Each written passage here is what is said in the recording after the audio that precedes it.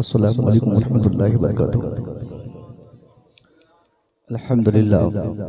अल्हम्दुलिल्लाहिल्लज़ी अंज़लल क़ुरआन व नज़्ज़लल फ़ुरक़ान व अनअम अलैना बिल ईमानि व तमन्ना बिल इहसान व सलातु व सलामु अला मन कान नबिय्युन व आदमु बैनल माइ व तीन व अला आलिहि व अस्हाबिहि अजमईन अम्मा बाद फ़अऊज़ु बिल्लाहि मिनश शैतानिर रजीम बिस्मिल्लाहिर रहमानिर रहीम सुम्मा लतुस्अलुन्ना यौमइज़िन अनिन नईम। सदक़ल्लाहुल अज़ीम व सदक़ रसूलुहुन नबियुल अमीनुल करीम। दरूद शरीफ पढ़ें। अल्लाहुम्मा सल्लि अला सय्यिदिना शफ़ीना नबीना मुहम्मदिन बारिक वसल्लिम सल्लल्लाहु अलैहि या रसूलल्लाह सल्लल्लाहु अलैहि वसल्लम। मेरे ख्याल से इस जलसे में मेला वाला आप लोगों ने नहीं लगाया क्या इस बार? है वही तो कह रहा हूँ भाई, बगैर मेला किए इतने लोग आए कैसे? मुझे उम्मीद है कि यहाँ से ज्यादा लोग वहाँ होंगे। कोहिनूर साहब किधर आए? कमेटी के सेक्रेटरी, मेंबरान, जिम्मेदारान, उन सब से मेरी गुजारिश है कि वो हजरात बड़ी मेहनत से आप लोगों ने जलसा कराया है, तो कम से कम सामने आप लोग बैठकर या स्टेज पर या कहीं भी जलसा समाअत कराएगा जी। स्टेज पे हमारी जमात के कई मुक़्तदर, मौक़र, नामवर उलमा, खुतबा, नुक़बा के साथ साथ आपके नकीब साहब, शायर हिंदुस्तान हज़रत नोमान मेरे बड़े अजीज़ भी हैं, कलकत्तवी। 3 दिन पहले गालिबन ये मालदा में बड़ी प्यारी आवाज़ है इनकी और अखलाक भी बड़ा अच्छा है। ऐसे लोगों को वाकई में ही हमारे जलसों का हिस्सा बनाना चाहिए। कोई गुरूर नहीं, कोई तकब्बुर नहीं, कोई नाज नखरा नहीं, जहाँ चाहिए वहाँ बिठाइए, जैसे चाहिए बुलाइए। चूँकि नाते मुस्तफ़ा जो पढ़ता है यकीनन वो शख्स मुस्तफ़ा की दीवानगी में इस कदर अपने को सरशार कर लेता है कि उनसे दूर दूर तक तकब्बुर और गुरूर का वास्ता न होता। मगर आजकल 4 कलाम पढ़कर 4 जगह हिंदुस्तान में घूमने वाले कई ऐसे हमारे शोरा हजरात हैं जिनका पाँव ज़मीन पे ही नहीं है। थोड़ी सी भी कोई गुंजाइश तक उनके अंदर नहीं रहती, कोई बात बर्दाश्त तक नहीं कर पाते। तो और ऐसे ही लोगों के लिए हमारा इलाका ये पूरा ज़रख़ेज़ बना रहता है। और बाकी जो वाकई में कलाम मुस्तफ़ा कलाम पढ़ते हैं, नबी की नात पढ़ते हैं, उनको ना तो हम बुला सकते हैं, ना बुलाते हैं, ना बुलाने की ज़रूरत हमारे अंदर है। हमारे अंदर सिर्फ यूट्यूब और फेसबुक के ज़रिए हमने डिसाइड कर लिया, किसी को भी कितनों ही रुपया में हमने बुला लिया। जिस खतीब को हिंदुस्तान में कभी कोई नहीं पूछता वो हफ्ता हफ्ता इस इलाके में रहता है। क्या कहने हैं? जिस नात खां की कहीं कोई इज्जत नहीं है वो भी यहाँ डेरा डाले रहता है। क्यों? क्योंकि वो सब लोग आपको जाहिल समझते हैं। आप उनके नजदीक कोरा जाहिल है जो अपनी आवाज, पगड़ी, कुर्ता, जुब्बा, अंगूठी, जूता, बैग, सुरमा, ये सारी चीजों में आपको बहका के रखा हुआ है। हकीकत और रियलिटी से उनकी लाइफ में कोई वास्ता नहीं है। और जो आपके लोकल हैं, जो करीबी हैं, जिनको आपके हालात से, जो आपके हालात को समझते हैं, जो बहन बेटी, बाप बेटा, भाई बहन, माँ बाप, सब लोगों की बात जानता हो, उन लोगों को आप तकरीर करने का मौका तो देंगे नहीं। और बगैर किस्से, नात खानी के नाम पर ड्रामा, ये सारे लोगों को बुलाकर हमने जमाड़ा बना दिया। इसलिए हमने आज से 15-20 दिन पहले सीमांचल लेवल पर एक बहुत बड़ी मीटिंग बुलाई थी। आपके इस्लामपुर से भी बहुत सारे उलमा वहाँ पहुँचे थे। हम लोगों ने कुछ हिदायत, कुछ गाइडलाइंस जलसा कराने वालों के लिए हम लोगों ने नष्ट किए थे, जिसमें सबसे पहला गाइडलाइन यही था कि हमारे जलसे जब भी होंगे, कमेटी का कोई भी लड़का अगर वो गैर आलिम है तो वो किसी भी खतीब और शायर को बुलाने का वो डिसाइड नहीं करेगा। वो इरादा कर सकता है। मुसव्विर रजा को बुलाना हो, कमेटी वाला बोले भाई बुलाऊंगा, मगर इलाके के जो मुखलिस उलमा है, जो जिम्मेदार उलमा है, उनके सामने मुसव्विर रज़ा का नाम पेश करना होगा। उलमा ये डिसाइड करेंगे कि वाकई मुसव्विर रज़ा इस इलाके में बुलाए जाने के लायक है या नहीं है। क्या बात है, क्या बात है। क्योंकि आपको हर चीज़ का इल्म नहीं है, आप तो सिर्फ आवाज़ देखे, आप तो सिर्फ अंदाज देखे, आप तो सिर्फ हुब्बा जुब्बा देखे, अंदर से क्या है नहीं है वो सारी चीज़ों का इल्म आपके उलमा को है। इसलिए हर एतबार से सिलेक्शन की सारी जिम्मेदारी उलमा की होगी।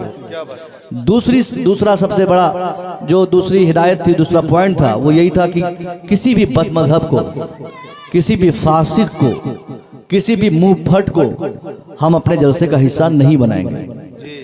ये सारी ऐसी बातें थी जिस पर अमल करना आप लोगों के ऊपर ज़रूरी है।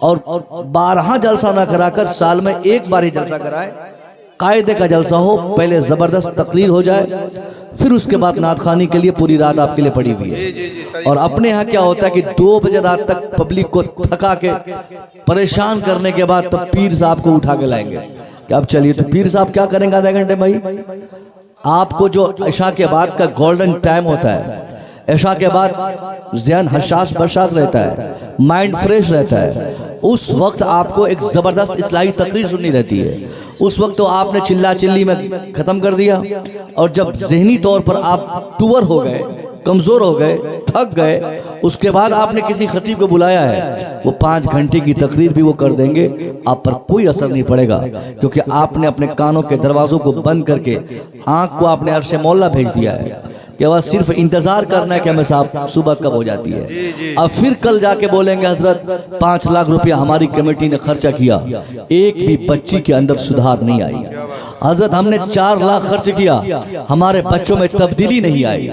हजरत हमने इतने पैसे खर्च किए, 2 महीना की मशक्क़त हमारी रही, बावजूद इसके हमने अब अपने समाज में हम इस्लाह देखना चाहते हैं, इस्लाह नहीं होती। ये इस्लाह होती क्यों नहीं?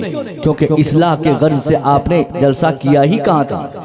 आपको तो मजा लेना था, आपको तो एंटरटेनमेंट चाहिए था, आपको साहब मनोरंजन चाहिए था, जिसके तनाजुर में सारी चीजें मिल गई, मगर दीन नहीं मिल सका, शरीयत नहीं मिल सकी, कानून इस्लाम नहीं मिल सका, हिदायत नहीं मिल सकी। आपको करना क्या है? मुख्तसर जलसा करें, 1-2 खतीब को ही आप बुलाएं, 5 दर्जन खतीब और 2 दर्जन शायर को बुलाकर पूरी रात हंगामा करने की जरूरत नहीं है। कायदे की इस्लाही गुफ्तगू के लिए चाहे जहाँ के खतीब हो, मैं इलाके की कैद नहीं करता, मगर वो इस्लाही गुफ्तगू उनकी होनी चाहिए।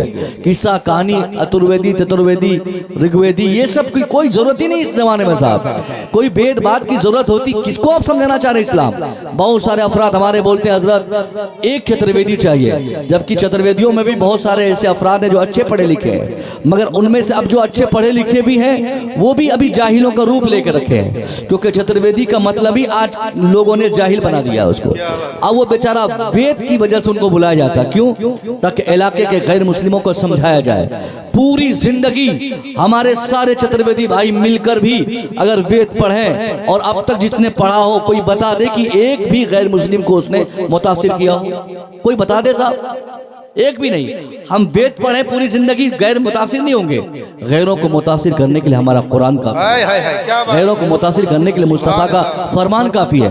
अगर इस्लाम की तबलीग के लिए वेद जरूरी होता तो इस हिंदुस्तान का सबसे बड़ा चतुर्वेदी कोई और नहीं, सरकार गरीब नवाज होते। क्या बात है, क्योंकि उन्होंने सुभान अल्लाह लोगों को मुतासिर किया है। वो वेद पढ़ के लोगों को मुतासिर करते हैं, मगर सरकार गरीब नवाज ने वेद नहीं पढ़ा, कुरान पढ़ा, कुरान पे अमल किया, कुरानी इंसान बन के दुनिया को दिखाया, तब लोग आपसे मुतासिर होते गए। और उन तमाम मुतासिरीन की तादाद 90 लाख से जायद हो गई, बगैर किसी पे प्रेशर बनाए, बगैर किसी पे दबाव डाले, बगैर वेदों पुराण और यजुर्वेद ऋग्वेद की बात किए बगैर आपने 90 लाख लोगों को मुतासिर किया था। इसलिए क्योंकि आप कुरान पे अमल करके दुनिया को दिखाए थे।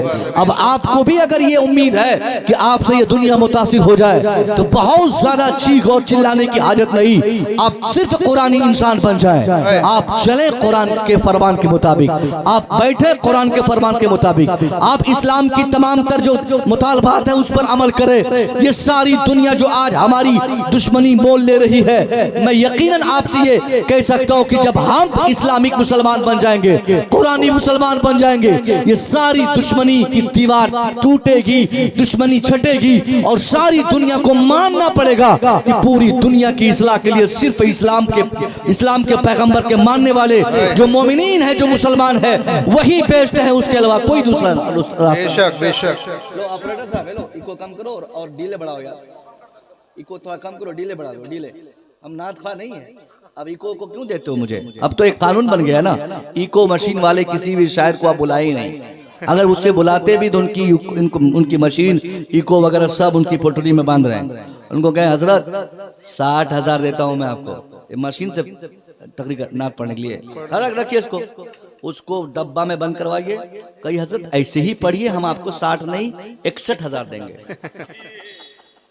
अगर ये बात आपने 4 बजे शाम को कह दी वो वापस जाएंगे और आप आंगन जाएंगे, दरवाजे पर टोटो मंगा के भाग जाएगा।